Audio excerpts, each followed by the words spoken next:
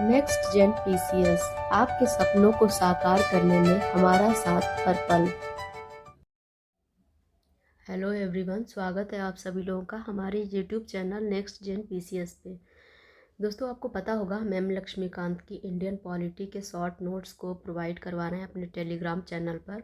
आप वहां जाके डाउनलोड कर सकते हैं और उसकी फुल एक्सप्लेनेशन हम अपने यूट्यूब चैनल पर करते हैं।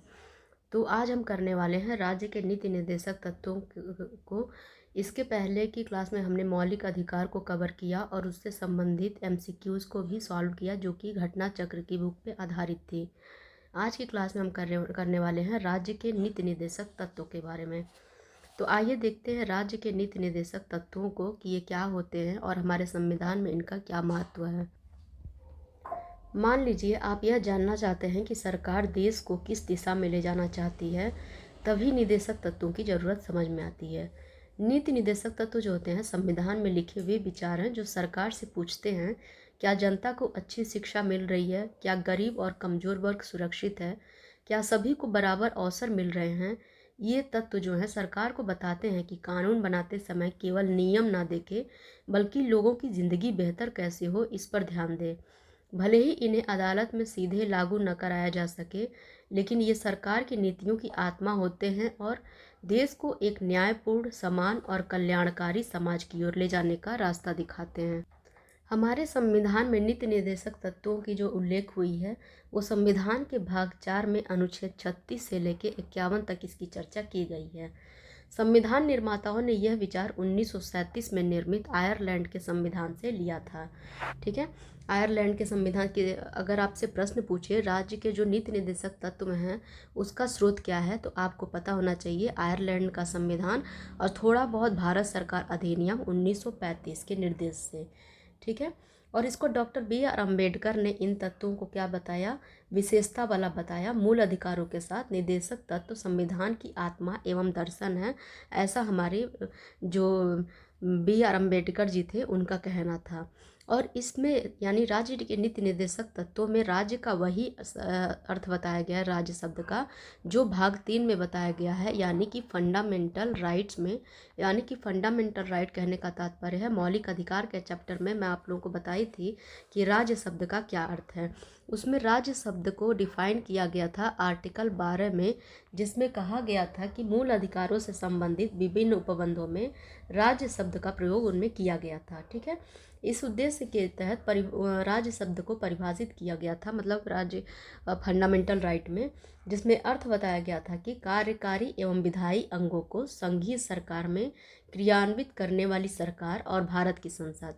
दूसरी राज्य में क्या आती थी, मतलब राज्य में दूसरे टाइप की राज्य क्या थी, राज्य सरकार के विधायी अंगों को प्रभावी करने वाली सरकार और राज्य विधानमंडल। सभी स्थानीय निकाय अर्थात नगर पालिकाएँ, पंचायत, जिला बोर्ड सुधार न्यास आदि।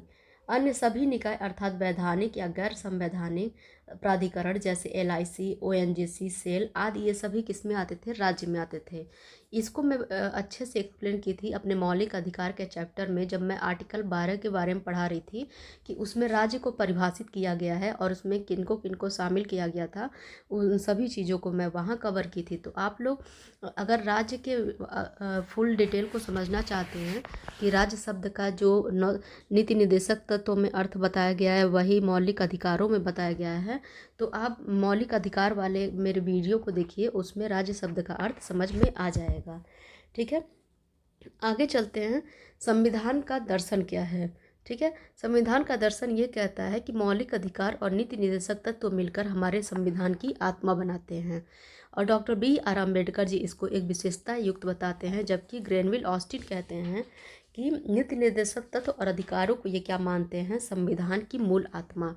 यहाँ से आपका बहुत सारा प्रश्न तैयार हो जाता है।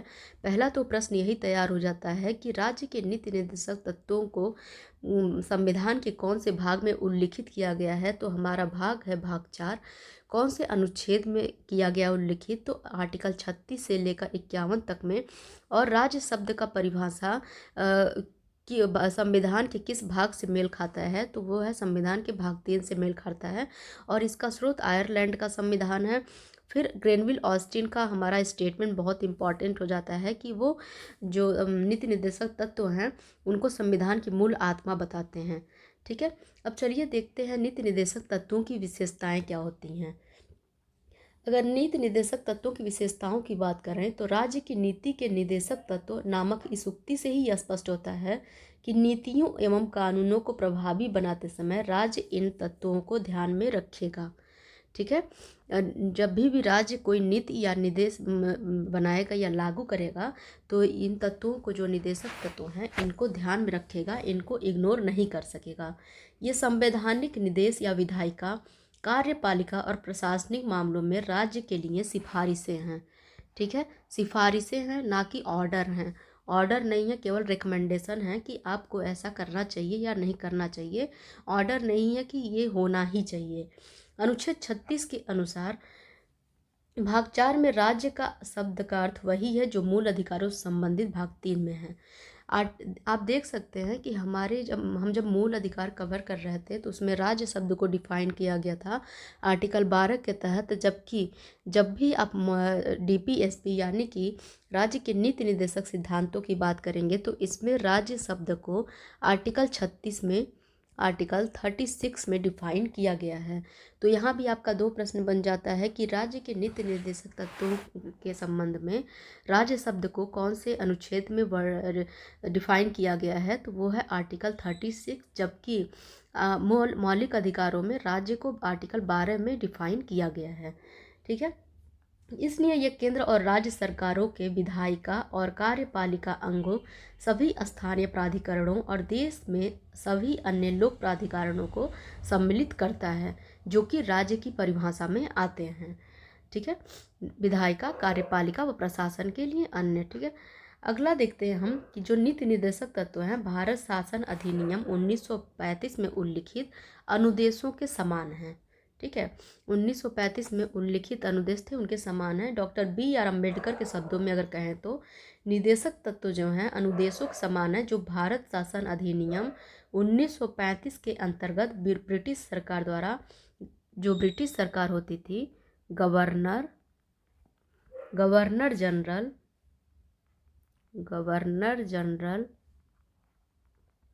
और भारत की औपनिवेशिक कॉलोनियों के गवर्नरों को जारी किए जाते थे।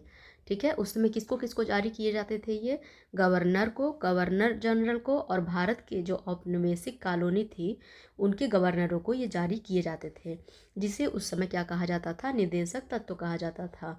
वह इन अनुदेशों का ही दूसरा नाम है। इनमें केवल यह अंतर है कि निर्देशक तत्व विधायिका और कार्यपालिका के लिए अनुदेश हैं। अब किसके लिए ये जारी किया जाता है? विधायिका और कार्यपालिका। ठीक है, और पहले जो 1935 के अधिनियम में था वो गवर्नर जनरल और औपनिवेशिक जो कॉलोनी थी उनके गवर्नरों को जारी किया जाता था। तो ये अंतर आप लोगों को पता होना चाहिए। आधुनिक लोकतांत्रिक राज्य में आर्थिक, सामाजिक और राजनीतिक विषयों में निर्देशक तत्व बहुत महत्वपूर्ण हो जाते हैं। इनका उद्देश्य है राज्य में उच्च आदर्श, स्वतंत्रता, समानता और न्याय को बनाए रखना, जैसे कि हमारे संविधान की प्रस्तावना में प्रकल्पित की गई है। ठीक है, हमारे संविधान की प्रस्तावना में भी न्याय, स्वतंत्रता, समानता शब्दों को बहुत महत्वपूर्ण माना गया है और इनका उद्देश्य होता है लोक कल्याणकारी राज्य का निर्माण करना, ना कि पुलिस राज्य का निर्माण करना। ठीक है, जो कि औपनिवेशिक काल में था। संक्षेप में कहें तो आर्थिक और सामाजिक लोकतंत्र की स्थापना करना ही इन निर्देशक तत्वों का मूल उद्देश्य है। ठीक है, आर्थिक और सामाजिक लोकतंत्र, इसको आप लोग स्टार कर लीजिएगा। और लोक कल्याणकारी राज्य, नीति निर्देशक तत्वों का जो उद्देश्य है लोक कल्याणकारी राज्य की स्थापना करना है और आर्थिक और सामाजिक लोकतंत्र। ठीक है, ये मुख्य हो जाता है। एग्जाम में अक्सर पूछ लेता है कि नीति निर्देशक तत्वों का क्या उद्देश्य है, तो ये लाइन हूबहू आ जाता है एग्जाम में, तो आप लोगों को ये याद रहना चाहिए। निदेशक तत्वों की अगर प्रकृति की बात करें हम, तो ये गैर न्यायोचित होते हैं, अर्थात इनके हनन पर न्यायालय द्वारा इन्हें लागू नहीं कराया जा सकता है। ऐसा नहीं हो सकता है कि अगर इनका हनन हो तो न्यायालय जोर जबरदस्ती करके इनको लागू करवाए। ऐसा नहीं है, जैसा कि मौलिक अधिकारों के संबंध में है। अतः सरकार यानी कि केंद्र, राज्य एवं राजस्थानीय इन्हें लागू करने के लिए बाध्य नहीं है। ठीक है, सरकार इनको लागू करने के लिए बाध्य नहीं है। अनुच्छेद 37 में कहा गया है कि अनुच्छेद 37 में ऐसा कहा गया है, सरकार इसको लागू करने के लिए बाध्य नहीं है। निदेशक तत्व जो है देश के शासन में मूलभूत है और विधि बनाने में इन तत्वों को लागू करना राज्य का कर्तव्य है। ठीक है, यद्यपि इनकी प्रकृति गैर न्यायोचित है, तथापि कानून की संवैधानिक मान्यता के विवरण में न्यायालय इन्हें देखता है। ठीक है, उच्चतम न्यायालय ने कई बार व्यवस्था दी है कि किसी भी विधि की संविधानिकता का निर्धारण करते समय यदि न्यायालय यह पाए कि प्रश्नगत विधि निदेशक तत्व को प्रभावित करना चाहती है, तो न्यायालय ऐसी विधि को अनुच्छेद 14 या अनुच्छेद 19 के तहत तर्कसंगत मानते हुए असंवैधानिकता से संरक्षण दे सकती है। जैसे कि राज्य अगर कोई ऐसा कानून बनाता है जो समाज के विकास के लिए हो और वो अनुच्छेद 14 या 19 के साथ तर्कसंगत ना माना जा रहा हो, तो उसका उल्लंघन नहीं माना जाएगा। न्यायालय ऐसा कुछ ऐसे नियम या कानून बना सकती है और असंवैधानिक होने से ऐसे कानून को बचा सकती है। और मैं जो ये बता रही हूँ आर्टिकल 14 व 19 के तहत तर्कसंगत माना जा सकता है, मैं जब इस आर्टिकल को पढ़ा रही थी तभी मैं बहुत डिस्कस की थी डीपीएसपी के साथ। तो आप लोग मौलिक अधिकारों के चैप्टर में इस डिस्कशन को देख सकते हैं। अब हम देखते हैं नीति निर्देशक तत्वों का वर्गीकरण। ठीक है, हालांकि हमारे संविधान में जो है औपचारिक रूप से कोई वर्गीकरण तो नहीं किया गया है, लेकिन दिशा एवं उद्देश्य के आधार पर इसकी वर्गीकरण मुख्यतः 3 श्रेणियों में किया गया है: समाजवादी सिद्धांत, गांधीवादी सिद्धांत और उदार लोकतंत्र सिद्धांत। ठीक है, तो सबसे पहले हम देखते हैं समाजवादी सिद्धांत को। समाजवादी सिद्धांत की अगर बात करें तो ये सिद्धांत समाज के आलोक में है। ये लोकतांत्रिक समाजवादी राज्य का खाका खींचते हैं, जिनका लक्ष्य सामाजिक न्याय, आर्थिक न्याय व राजनीतिक न्याय को बढ़ावा देना है। सामाजिक न्याय कहने का मतलब ये है कि समाज में किसी के भी साथ भेदभाव की स्थिति ना उत्पन्न हो, गरीब हो, अमीर हो या फिर किसी भी कास्ट का हो, उसको सभी को एक समान व्यवहार किया जाए। आर्थिक न्याय का कहने का अर्थ यह है सबको समान अवसर प्रदान किया जाए, जिससे लोगों को नौकरी करने में या फिर से जो संसाधनों का जो डिस्ट्रीब्यूशन हो वो इक्वल हो। राजनीतिक न्याय कहने का तात्पर्य यह है कि लोगों को समान वोट का अधिकार है। ठीक है, अब प्रमुख प्रावधान अगर देखें तो आर्टिकल्स यानी कि जो आर्टिकल्स हैं वही हमारे प्रमुख प्रावधान में आ जाते हैं। तो हमारे समाजवादी जो सिद्धांत है मौलिक डीपीएसपी में, तो इसमें कौन कौन से आर्टिकल आते हैं एग्ज़ाम में बहुत पूछता है और मोस्ट इम्पॉर्टेंट है। आप लोग प्लीज़ इसको नोट कर लीजिएगा सारे आर्टिकल को, कि कौन से आर्टिकल समाजवादी सिद्धांत के अंतर्गत आते हैं, कौन से गांधीवादी सिद्धांत के अंतर्गत और कौन से उदार बौद्धिक सिद्धांत के अंतर्गत आते हैं। तो हम पहला इसके तहत आर्टिकल देखते हैं, वो है आर्टिकल 38। ठीक है, आर्टिकल 38 में लोक कल्याण की अभिवृद्धि के लिए सामाजिक, आर्थिक और राजनीतिक न्याय द्वारा सामाजिक व्यवस्था सुनिश्चित करने को बताया गया है और आय, प्रतिष्ठा, सुविधाओं और अवसरों की असमानता को समाप्त करना इसमें दिया गया है। किसमें? आर्टिकल 38 में। इसके पहले मैं क्या बोली? लोक कल्याण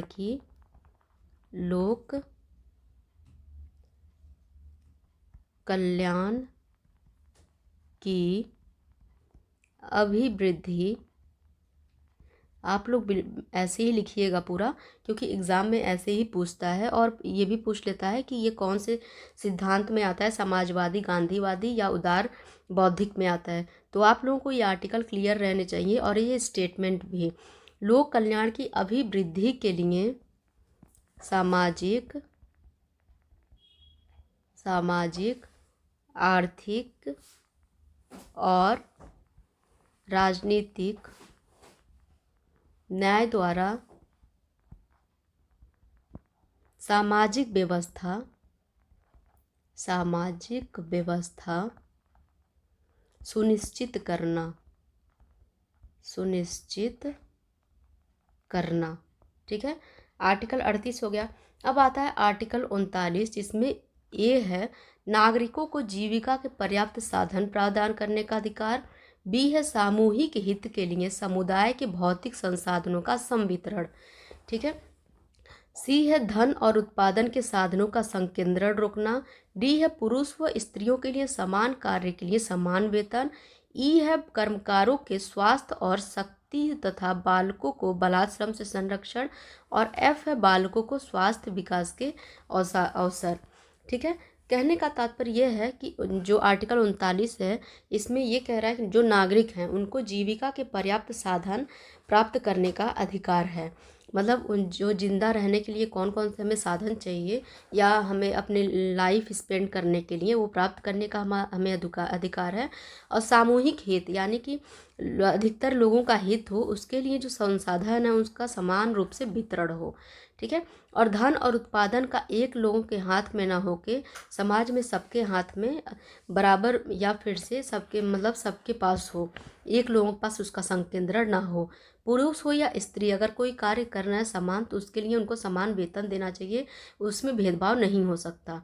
कोई कर्मकार है यानी कि कोई लेबर है, उसके स्वास्थ्य तथा शक्ति तथा बालकों को बलात्श्रम से संरक्षण दिया जाना चाहिए। ऐसा आर्टिकल 39 में बोला गया है, जो कि सामाजिक सिद्धांत में DPSP में आता है। और बालकों को स्वस्थ विकास का अवसर दिया जाएगा। ठीक है। अब 39 का क्या कहता है, समान न्याय और गरीबों को निःशुल्क विधिक सहायता। ठीक है। सबको समान रूप से न्याय प्रदान किया जाएगा और जो गरीब हैं, जो पैसा नहीं दे सकते हैं केस लड़ने के लिए, उनको निःशुल्क विधिक सहायता दी जाएगी। ये एग्ज़ाम में बहुत बार पूछ लेता है कि समान न्याय व गरीबों को निःशुल्क विधिक सहायता कौन से आर्टिकल में आता है और वो कौन से सिद्धांत का पार्ट है, तो आपको याद रहना चाहिए। अब आता है आर्टिकल 41, जो कि संबंधित है अपना काम पाने के, शिक्षा पाने और बेकारी, बुढ़ापा, बीमारी और निरुक्तता की दशाओं में लोक सहायता पाने के अधिकार को संरक्षित करता है। कौन कौन से दशाओं में? काम पाने के, शिक्षा पाने के, बेकारी, बेकारी मीन्स बेरोजगारी, बुढ़ापा, बीमारी, और कोई व्यक्ति अगर निरुशक्त है, मतलब कुछ कर नहीं सकता, तो ऐसी दशाओं में उसको लोक सहायता पाने के लिए उसके अधिकार को संरक्षित करना, ये आर्टिकल 41 में आता है। आर्टिकल 42 कहता है क्या काम की न्याय संगत और मानवोचित दशाओं का तथा प्रसूति सहायता का उपबंध करना। ठीक है। मतलब क्या काम की न्याय संगत और मानवोचित, मतलब ऐसी दशाओं का नहीं जो कि मानव के दशाओं के अगेंस्ट जाके हों, जैसे उन्हें प्रताड़ित करना, कुछ ऐसा। ठीक है। और प्रसूति सहायता का उपबंध करना यानी माताओं के लिए सहायता उपलब्ध करना, ये किस में आ जाएगा? आर्टिकल 42 में आ जाएगा। आर्टिकल 43 कहता है तो सभी कर्मकारों के लिए निर्वाह मजदूरी, शिष्ट जीवन स्तर तथा सामाजिक और सांस्कृतिक अवसर प्रदान करवाना। ठीक है। आर्टिकल 43 का क्या कहता है? उद्योगों के प्रबंध में कर्मकारों के भाग लेने के लिए कदम उठाना। जबकि आर्टिकल 47 कहता है पोषाहार स्तर व जीवन स्तर को ऊंचा करना, लोक स्वास्थ्य का सुधार करना। ठीक है। तो ये हमारा किस में आ गया? ये आ गया हमारा समाजवादी सिद्धांत के अंतर्गत DPSP में। तो ये सारे आर्टिकल आप लोग याद करते चलिएगा, जैसे है वैसे ही आप लोग याद करिए, क्योंकि एग्ज़ाम में ऐसे ही पूछता है, या फिर कभी कभी आर्टिकल दे देता है और सिद्धांत दे देता है, तो उससे मैच करवाना होता है। तो आप लोगों को ये आर्टिकल्स याद रहना चाहिए। अगला हमारा सिद्धांत है गांधीवादी सिद्धांत। आप लोगों को गांधी जी का, तो गांधीवादी सिद्धांत नाम लेते ही गांधी जी की याद आनी चाहिए। और गांधी जी जो हमारे थे वो ग्रामीण विकास के सशक्तिकरण के बहुत प्रबल समर्थक थे। ठीक है। उनका मानना था कि गांव का जो विकास है वहीं से हमारे देश का विकास हो सकता है। तो वो क्या ये जो सिद्धांत है गांधीवादी विचारधारा पर आधारित है। ये राष्ट्रीय आंदोलन के दौरान गांधी जी द्वारा पुनर्स्थापित योजनाओं का प्रतिनिधित्व करते हैं। गांधी जी के सपनों को साकार करने के लिए उनके कुछ विचारों को निदेशक तत्वों में शामिल किया गया। जैसे कि हम पहला देखते हैं कि ग्राम पंचायतों का गठन और उन्हें आवश्यक शक्तियां प्रदान कर स्व सरकार की इकाई के रूप में कार्य करने की शक्ति प्रदान करना, जिसको आर्टिकल 40 में डिस्कस किया गया है। आर्टिकल 43 में कुटीर उद्योगों की प्रोत्साहन के लिए बात की गई है, जिसमें ग्रामीण क्षेत्रों में कुटीर उद्योगों व्यक्तिगत या सहकारी के आधार पर कुटीर उद्योगों को प्रोत्साहन दिया गया है। कुटीर मतलब छोटे उद्योगों को, ठीक है। तीसरा हमारा है कि सहकारी समितियों के स्वैच्छिक गठन, स्वायत्त संचालन, लोकतांत्रिक निमंत्रण तथा व्यावसायिक प्रबंधन को बढ़ावा देना, आर्टिकल 43 बी में इसको डिस्कस किया गया है। फिर आर्टिकल 46 जिसमें SC ST और समाज के कमजोर वर्गों के शैक्षणिक व आर्थिक हितों को प्रोत्साहन और सामाजिक अन्याय एवं शोषण से मुक्त रखना, ठीक है। इसको किस में बोला गया? आर्टिकल 46 में। मुझे जहाँ लगेगा समझाने लायक चीज़ है वहाँ मैं समझा दूंगी। बाकी अगर आप लोगों को कहीं नहीं समझ में आ रहा हो तो कमेंट में कर सकते हैं, या हमारे टेलीग्राम चैनल में जाके चैट ग्रुप में पूछ सकते हैं कि इस टॉपिक को या फिर से इस आर्टिकल को आप एक्सप्लेन कर दो, तो मैं एक्सप्लेन कर दूंगी। मुझे जो समझ में आ रहा है कि मुझे क्या समझाना चाहिए या क्या एक्सप्लेन करना चाहिए, बस उतना ही कर पा रही हूँ। बाकी आप लोगों को जो नहीं समझ में आए आप लोग बताइए ताकि मैं समझाऊँ, ठीक है। चलिए अगला देखते हैं। आर्टिकल 47 कहता है कि स्वास्थ्य के लिए नुकसानदायक नशीली दवाओं या मदिरा ड्रग के औषधीय प्रयोजनों से भिन्न, मतलब जिनका प्रयोग औषधीय प्रयोजनों में होता है, इनसे भिन्न जितने भी नुकसानदायक नशीली पदार्थ हैं या ड्रग हैं या मदिरा हैं, उन पे बैन लगना चाहिए। इसका उल्लेख किसमें है? आर्टिकल 47 में। आर्टिकल 48 कहता है कि गाय हो गया, बछड़ा हो गया या अन्य दुधारू जो पशु होते हैं, उनकी बलि पे रोक लगनी चाहिए और उनकी नस्लों में सुधार होना चाहिए, ठीक है। तो ये सारे थे हमारे किसके भाग थे? ये थे गांधीवादी सिद्धांत के भाग थे ये सारे आर्टिकल्स। तो इन आर्टिकल को भी आप लोग एक बॉक्स में नोट कर लीजिएगा तो याद रहेगा। अगला देखते हैं उदार बौद्धिक सिद्धांत। इस श्रेणी में उन सिद्धांतों को शामिल किया गया है जो उदारवादिता की विचारधारा से संबंधित हैं और ये लोकतांत्रिक मूल्य को बढ़ावा देते हैं, ठीक है। ये राज्य को निर्देश देते हैं कि भारत के समस्त राज्य क्षेत्र में नागरिकों के लिए एक समान नागरिक संहिता बनाई जाए, ठीक है। सबके लिए एक ही कानून हो, किसी के लिए अलग अलग कानून ना हो, सबके लिए इसीलिए इसको समान नागरिक संहिता कहा जाता है। दूसरा है आर्टिकल 45 जो कि कहता है कि सभी बालकों को 14 वर्ष की आयु तक, ठीक है, 14 वर्ष की आयु पूरी करने तक निःशुल्क और अनिवार्य शिक्षा दिया जाए।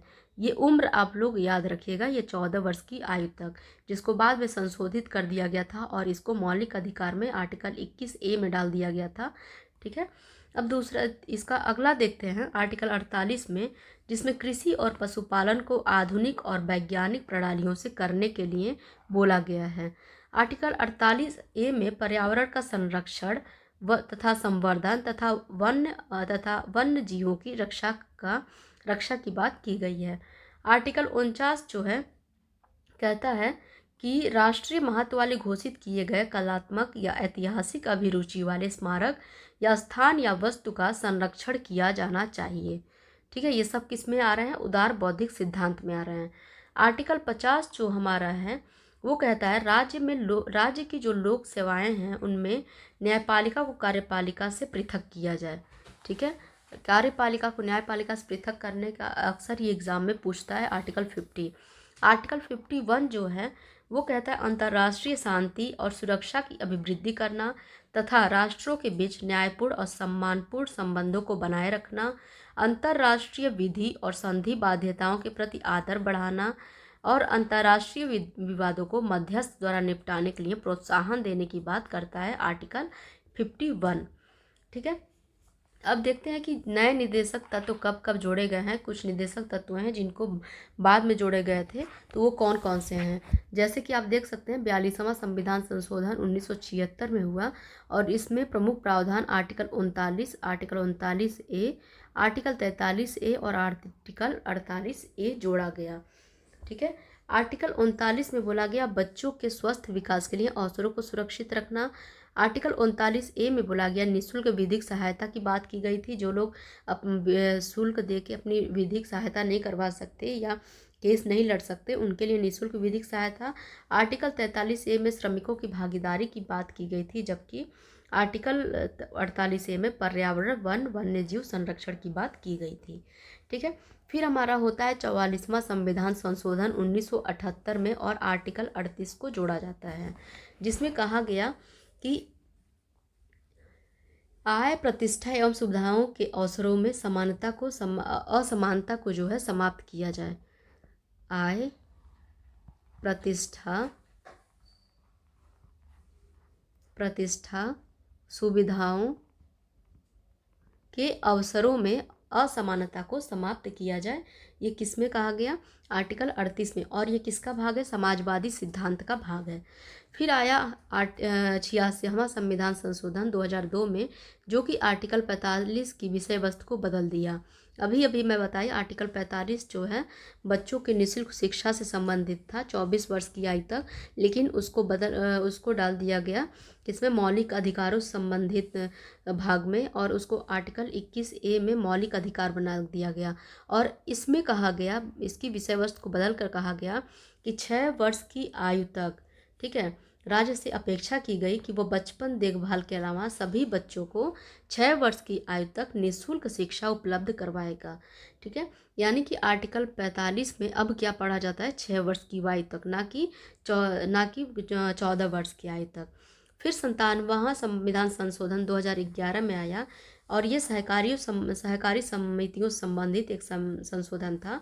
ठीक है, और इसमें एक नया निदेशक तत्व तो आर्टिकल 43 भी जोड़ा गया। इसके अंतर्गत राज्यों से यह अपेक्षा की गई कि वे सहकारी समितियों के स्वैच्छिक गठन, स्वायत्त संचालन, लोकतांत्रिक निमंत्रण तथा व्यावसायिक प्रबंधन को बढ़ावा दें। ठीक है, ये हमारा हो गया नए निदेशक तत्वों के जो नए निदेशक तत्व हैं वो। अब निदेशक सिद्धांतों के पीछे की संस्तुति क्या है, मतलब कौन कौन लोगों ने इसको बोला कि इसे होना चाहिए या नहीं होना चाहिए। तो संविधान सभा के संवैधानिक सलाहकार सर BN रॉय, ठीक है, BN रॉय जो थे, उन्होंने इस बात की संस्तुति की थी कि व्यक्तिक अधिकार को 2 श्रेणियों में बांटा जाना चाहिए। जो व्यक्तिक अधिकार होते हैं,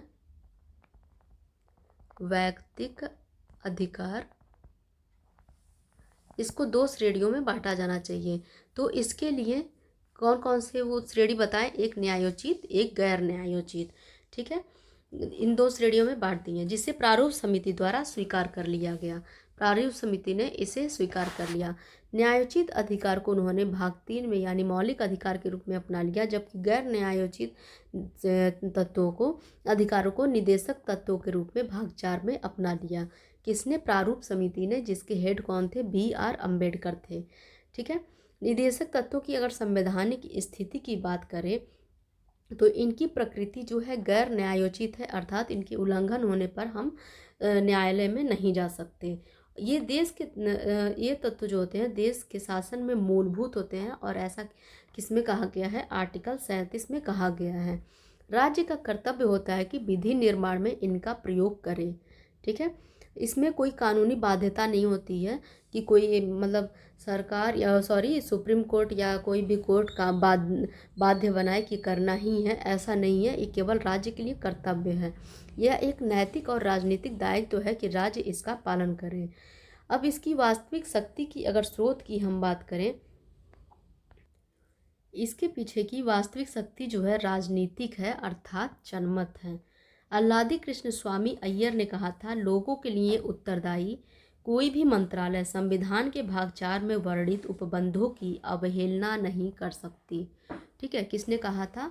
अल्लादी कृष्ण स्वामी अय्यर ने कहा था कि लोगों के लिए उत्तरदायी कोई भी मंत्रालय संविधान के भाग 4 में वर्णित, भाग 4 कहने का तात्पर्य है राज्य के नीति निर्देशक तत्व के उपबंधों की अवहेलना नहीं कर सकती।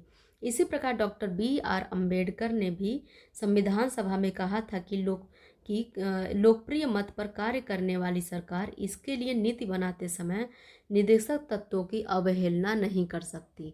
ठीक है, इन्होंने भी माना था यदि कोई सरकार इसकी अवहेलना करती है तो निर्वाचन समय में उसे मतदाताओं के समक्ष उत्तर देना होगा। ठीक है, निदेशक तत्वों में अगर किसी भी कार्य को लेकर अवहेलना करती है नीति बनाते समय कोई सरकार, तो जब भी चुनाव आएगा तो उसको इस बात का उत्तर देना होगा। संविधान निर्माताओं ने निदेशक तत्वों को गैर न्यायोचित एवं विधि रूप से लागू करने की बाध्यता वाला नहीं बनाया, क्योंकि उसके कुछ कारण थे। उनमें से एक मुख्य कारण था कि देश के पास उन्हें लागू करने के लिए उस समय पर्याप्त वित्तीय संसाधन नहीं थे। ठीक है, क्योंकि ये कल्याणकारी होते हैं, तो कल्याणकारी करने के लिए बहुत सारे संसाधनों की आवश्यकता पड़ती है, वित्तीय संसाधन या और भी संसाधनों की। तो उस समय हमारे देश में आज़ादी के समय इतने वित्तीय संसाधन नहीं थे कि इन्हें मतलब कंपल्सरी बनाया जाए। दूसरा यह था कि देश में व्यापक विविधता एवं पिछड़ापन इनके क्रियान्वयन में बाधक हो सकता था। बहुत लोगों के सोच से ये बहुत लोग समझ नहीं पाते, लिटरेसी उसमें इतनी ज़्यादा नहीं थी, तो अगर लागू हो जाता तो दिक्कत होती। स्वतंत्र भारत को नए निर्माण के कारण इसे कई तरह के भारों से मुक्त रखना था, ताकि इस बात के लिए स्वतंत्र रखा जाए कि उनके क्रम, समय, स्थान एवं पूर्ति का निर्णय लिया जा सके। इसलिए संविधान निर्माताओं ने तत्व को सामूहिक प्रस्तुत करने के लिए व्यवहारिक दृष्टिकोण अपनाया और इन तत्वों में शक्ति निहित नहीं की। उन्होंने न्यायालयीय प्रक्रिया से ज़्यादा जागरूक जनता के मनों में विश्वास प्रकट किया। तो ये रहा आज हमारा डीपीएसपी का पहला पार्ट। इसका जो सेकेंड पार्ट है अगले वीडियो में करेंगे और भी जो ये चैप्टर है कंप्लीट हो जाएगा। आप एक एक आर्टिकल को ध्यान से नोट कर लीजिएगा, क्योंकि एग्ज़ाम में अक्सर सभी आर्टिकल को मैच करवाने के लिए पूछता है और आर्टिकल अक्सर पूछता रहता है कि ये डीपीएसपी का जो ये आर्टिकल है क्या उल्लिखित करता है, या फिर से ये आर्टिकल कौन से सिद्धांत से संबंधित है, इन सभी चीज़ों को पूछता है। ठीक है, तो मिलते हैं अगले क्लास में, तब तक के लिए नमस्कार।